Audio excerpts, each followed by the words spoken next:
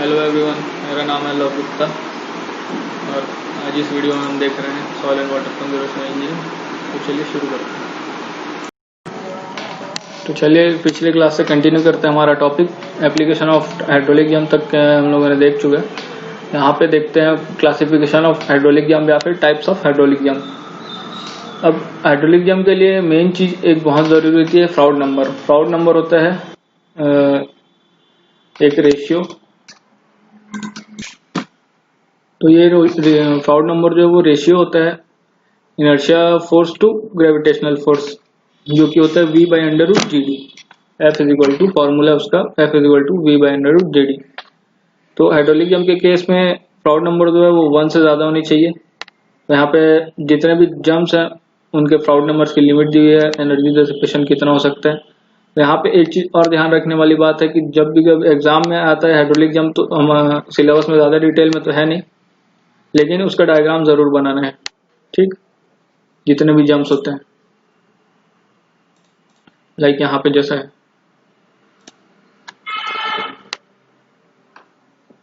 तो फर्स्ट हमारा जंप है अंडुलर जंप। फ्राउड नंबर जो है अंडुलर जंप के लिए 1 से ज्यादा और 1.7 से छोटा या बराबर उसका हो सकता है। अब एनर्जी डिसिपेशन जो है EL बाई EI, मतलब इसको EL को रिलेटिव एनर्जी लॉस बोला जाता है, और ये एनर्जी लॉस का रेशियो है EL by EI, energy loss ratio बोलते हैं इसको। तो energy loss EL by EI जो है बहुत ही कम होता है, नेग्लिजिबल होता है इसमें इसके अंडुलर जंप में वाटर सरफेस पे बहुत ही छोटे छोटे रिपल्स बनते हैं, वेव्स क्रिएट होता है, मतलब बहुत कम अमाउंट में वेव्स क्रिएट होते हैं। Then undular jump, sorry weak jump, इसके लिए लिमिट होता है 1.7 से 2.5 तक के, और वाटर सरफेस पे जो रोलर्स क्रिएट होने शुरू हो जाते हैं। अब इसमें एनर्जी लॉस जो है वो 5% है 1.7 पे फ्राउड नंबर पे, और 18% तक के हो सकता है फ्राउड नंबर 2.5 पे। इस जंप में वीक जंप में क्या होता है, जंप के बाद जो वाटर सरफेस स्मूथ हो जाता है, मतलब सरफेस जो एकदम स्टडी रहता है। यहाँ पे इस फिगर में देख सकते हैं, यहाँ पे जो सरफेस पे छोटे छोटे रोलर क्रिएट होने लगते हैं, मतलब अंडुलेशन और रोलर्स काफी बढ़ने लगते हैं इस जंप में। देन नेक्स्ट है हमारा ऑस्किलेटिंग जंप। फ्राउड नंबर इसके लिए हो सकता है 2.5 से 4.5 तक के, और इसके नाम से ही क्लियर है कि इसके जो वाटर सरफेस है इसमें बहुत ज्यादा इंस्टेबिलिटी रहती है। सरफेस जो है अंडुलेटिंग रहता है, वेव्स बहुत ज्यादा क्रिएट होते हैं। अप स्ट्रीम और डाउन स्ट्रीम पोर्शन में भी इसका जो अंडुलेशन है वो काफी दूर तक के देखा जा सकता है, मतलब एक काफी लॉन्ग रेंज तक के इसमें जो वेव्स है वो ट्रेवल करते हैं। अब ऑस्किलेटिंग जंप में मैक्सिमम एनर्जी लॉस है वो 45% तक हो सकता है एट फ्राउड नंबर 4.5 पे। ये हमारा फिगर ऑस्किलेटिंग जंप। यहाँ पे सरफेस पे रोलर्स क्रिएट होते हैं, और ये जो बैक फ्लो के कारण, मतलब जंप के कारण बैक फ्लो क्रिएट होता है, मतलब उसको ऑस्किलेटिंग जंप बोला जाता है यहाँ पे, ठीक। देन नेक्स्ट है स्टडी जंप। इसके लिए फ्राउड नंबर होता है 4.5 से 9 तक के, और एनर्जी लॉस जो है वो 45% टू 70% तक हो सकता है मैक्सिमम। स्टडी जंप भी जो है वो सबसे ज्यादा स्टेबल जंप कंसीडर किया जाता है। देन नेक्स्ट है स्ट्रॉन्ग और चॉपी जंप। इसके लिए फ्राउड नंबर 9 से ज्यादा होता है, और बहुत ज्यादा लेंथ तक के डाउन स्ट्रीम में इसका जो सरफेस है रफ और वेवी रहता है, और इससे बहुत ज्यादा एनर्जी लॉस होती है। 70% से ज्यादा, लगभग 70 टू 90% तक के इसमें जो स्ट्रॉन्ग जंप में एनर्जी लॉस होता है।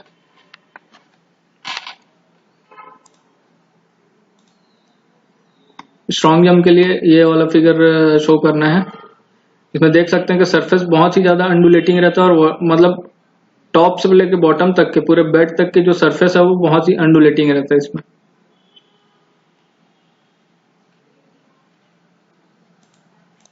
तो ये हो गया हमारा हाइड्रोलिक जंप। अब नेक्स्ट देखते हैं। नेक्स्ट टॉपिक हमारा हाइट ऑफ हाइड्रोलिक जंप। यहाँ पे सिर्फ अपने को इतना समझना है कि it is the difference of water flow depth after and before the jump, मतलब जंप जहाँ पे क्रिएट होता है उसके पहले, मतलब अप स्ट्रीम साइड पे हाइट ऑफ वाटर मतलब डेप्थ ऑफ वाटर क्या है, और जंप के बाद डाउन स्ट्रीम सेक्शन पे डेप्थ ऑफ वाटर क्या है, तो उन दोनों के बीच का डिफरेंस ही होता है हाइट ऑफ हाइड्रोलिक जंप, जिसको एच जे से डिनोट करते हैं। इससे आगे जानने की हमको जरूरत नहीं है फिलहाल तो। Then next hydraulic jump as energy dissipater. तो ये तो सभी चीज़ों में मतलब पहले से ही बता चुका हूँ कि जो हाइड्रोलिक जंप है उसका मेन यूज यही होता है, एनर्जी डिसिपेशन के लिए ही किया जाता है। उसको किसी भी चैनल में क्रिएट किया जाता है तो एनर्जी डिसिपेशन और स्ट्रक्चर की स्टेबिलिटी के लिए ही किया जाता है। The hydraulic jump is a useful means of dissipating the kinetic energy of flow in supercritical range. This merit provides a guideline in installing spillway shoes or slice a downstream end to prevent the erosion. The erosion energy dissipation of flow result in reduction of flow velocity, causing downstream flow becomes incapable to score the solved properties. तो hydraulic यहाँ पे वही चीज़ें बताई जा रही है कि हाइड्रोलिक जंप क्रिएट इसलिए किया जाता है ताकि उसकी फ्लो वेलोसिटी कम की जा सके, एनर्जी जो है वाटर के फ्लो की काइनेटिक एनर्जी उसको कम किया जा सके, जो फॉल के कारण जो इम्पैक्ट हो सकता है स्ट्रक्चर पे या सॉइल सरफेस पे उसको नेग्लिजिबल किया जा सके। For design of stilling basin, the stilling basin are seldom design to confine the entire jump on paved bed. तो जंप कहाँ पे क्रिएट होता है एप्रॉन सेक्शन पे क्रिएट किया जाता है स्टीलिंग बेसिन पे। उसके डिजाइन के बारे में यहाँ पे देखते हैं। For design of stilling basin it could be best to dissipate the energy of falling water by creating hydraulic jump. The following 3 features are counted. तो फर्स्ट है jump position, tail water condition और jump type. जब भी हम design करते हैं किसी structure को तो वहां पे हाइड्रोलिक जंप क्रिएट करना बहुत नेसेसरी होता है। तो हाइड्रोलिक जंप क्रिएट करने के लिए 3 चीजें जो है वो ध्यान में रखी जाती है, jump position, tail water condition, tail water मतलब डाउन स्ट्रीम पे जो वाटर होता है, टेल वाटर कंडीशन वो, देन थर्ड है जंप टाइप। तो फर्स्ट देखते हैं इसके अंदर का point, position of jump. A hydraulic jump can be formed in following 3 alternate patterns. When tailwater depth y21 is equal to the depth y2 sequent to y1। तो यहाँ पे फिगर में देखते हैं y1 कहाँ पे क्रिएट होता है, इस जगह पे। तो इस फिगर में जो y1 है वो इस जगह पे क्रिएट होता है। डाउन स्ट्रीम सेक्शन पे ही y1 और y2 दोनों क्रिएट होंगे, दोनों को ही कंसिडर किया जाता है डाउन स्ट्रीम सेक्शन पे। तो यहाँ पे बिफोर जंप है y1, यहाँ पे जैसे ही वाटर जो ड्रॉप होता है उसके बाद जंप क्रिएट होता है। तो जस्ट इनिशियल पोजीशन ये वाला हो गया, depth of water y1, bed surface से वाटर सरफेस ये वाला section, and y2 after jump मतलब जो यहाँ से यहाँ तक का जो जंप सेक्शन कंसिडर किया जाता है। तो आफ्टर जंप जो रहेगा वाटर सरफेस का डेप्थ वो होता है y2। तो यहाँ पे बोला जा रहा है फर्स्ट पॉइंट के लिए, when tail water depth y21 is equal to the depth y2 sequent to y1।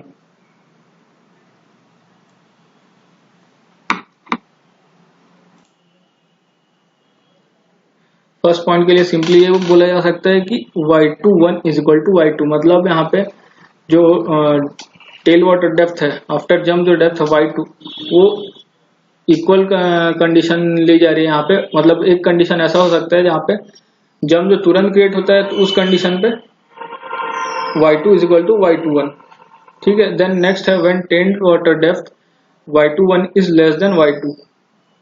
तो सेकंड कंडीशन है यहाँ पे शो हो रहा है कि y21 जो है वो लेस देन है y2। तो इस इमेज में देखते हैं यहाँ पे क्रिएट होता है y1, यहाँ पे कंसिडर किया जा रहा है। फिर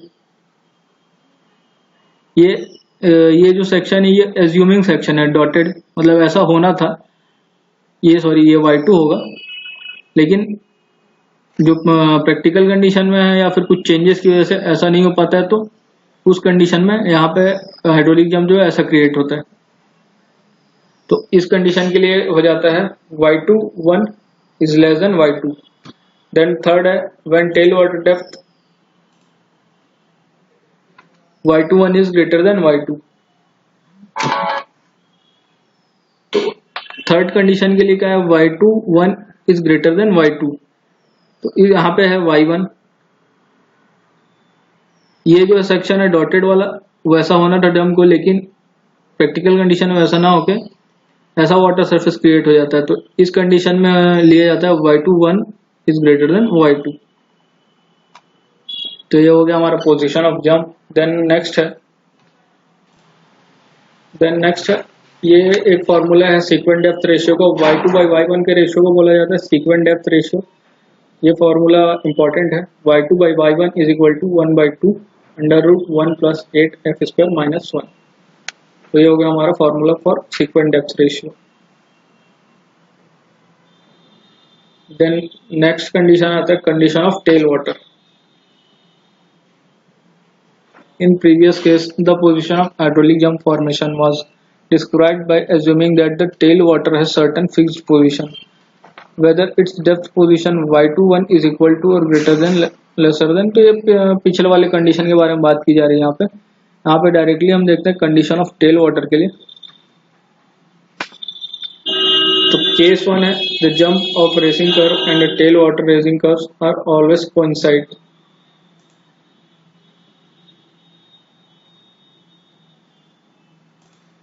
तो केस 1 में क्या होता है, जो जंप रेटिंग कर्व और टेल वाटर रेटिंग कर्व जो है वो एक साथ ही बनता है। तो इस वाले केस में जो है क्लास 1 के केस में, ठीक है। देन नेक्स्ट के क्लास होता है in this class the jump rating curve is always at higher stage than the tail water rating curve. तो क्लास 2 में क्या होता है, जो जंप रेटिंग कर्व है वो ऊपर होता है टेल वाटर रेटिंग कर्व से। अब ये कर्व बनता है डिस्चार्ज और स्टेजेस के बीच में, stages y2 and y2 dash होता है। देन क्लास 3 में क्या होता है,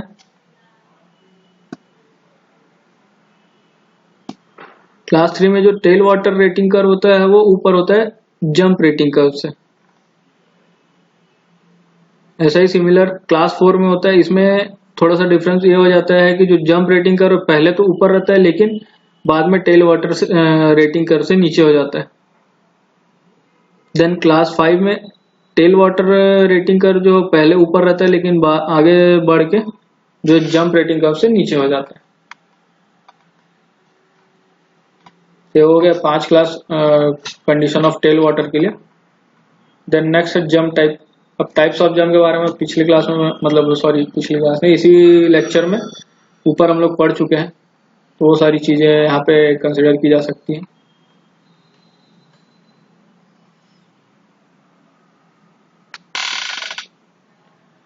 USBR has suggested following points for different type of jump described earlier।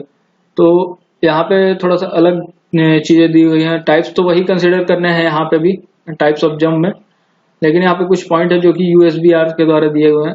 First है in design of stilling basin all types of jump are taken into consideration. वैसे तो generally जो है कोई भी स्ट्रक्चर जो है मैक्सिमम एनर्जी डिसिपेशन को ध्यान में रखते हुए बनाया जाता है। मतलब जनरली स्ट्रॉन्ग जंप तो क्रिएट नहीं किया जाता, लेकिन स्टडी जंप या ऑस्किलेटिंग जंप जो है वो क्रिएट किया जाता है किसी भी स्ट्रक्चर के लिए। देन नेक्स्ट पॉइंट है द बैफल और other special consideration are not required for weak jumps. तो वीक जंप्स के लिए जो स्ट्रक्चर्स होते हैं लाइक एप्रॉन में जो बनता है फ्लोर ब्लॉक्स या बैफल्स, तो वो सारी चीजें जो है स्ट्रक्चर वीक जंप के लिए नहीं क्रिएट की जाती। थर्ड है the oscillating type jumps are very difficult to handle, if possible should be avoided to consider for design of stilling basin. तो स्टीलिंग बेसिन के केस में जो ऑस्किलेटिंग जंप हो अवॉइड किया जाता है। जनरली जो स्टडी जंप ही प्रीफर किया जाता है सभी जगह पर, क्योंकि काफी स्टेबल जंप होता है। However, if it is not avoidable, then the jump formation can be ensured by altering the dimension of apron in such a way as to form the jump into desirable range। ठीक। Then next case है in case of formation of steady jump, the length of steering basin can be shortened by providing baffles and sills। तो steady jump के case में जो basin की जो length है उसको कम कर दी जाती है। As the Froude number get increased, the jump become more sensitive to tail water depth. For fraud number as low as 8, the tail water depth is found greater than the sequence depth. तो यहाँ पे कुछ case बता दिए जा रहे हैं like fraud number के लिए जो sequence depth रेशियो वो ज़्यादा होता है. In this condition, it is suggested that to confirm the formation of jump over the apron section exactly. तो जब फ्रॉड नंबर बढ़ता है तो उस केस में ये ध्यान रखा जाता है कि जो जंप है वो पूरा का पूरा एप्रॉन सेक्शन पे ही रहे. अब लेंथ ऑफ जो जंप है वो एप्रॉन सेक्शन से बाहर ना हो. If fraud number exceeds 10, then the bucket energy dissipator can be constructed. तो ये एक टाइप का नया एनर्जी डिसिपेटर है, बकेट टाइप. इसका भी सेम वर्क होता है. एप्रॉन में फ्लोर ब्लॉक्स जो काम करता है वही एनर्जी डिसिपेटर काम करता है, bucket type energy dissipator. Different structure या कंडीशन के अकॉर्डिंग सारे जो एक्स्ट्रा स्ट्रक्चर्स हैं वो यूज किए जाते हैं.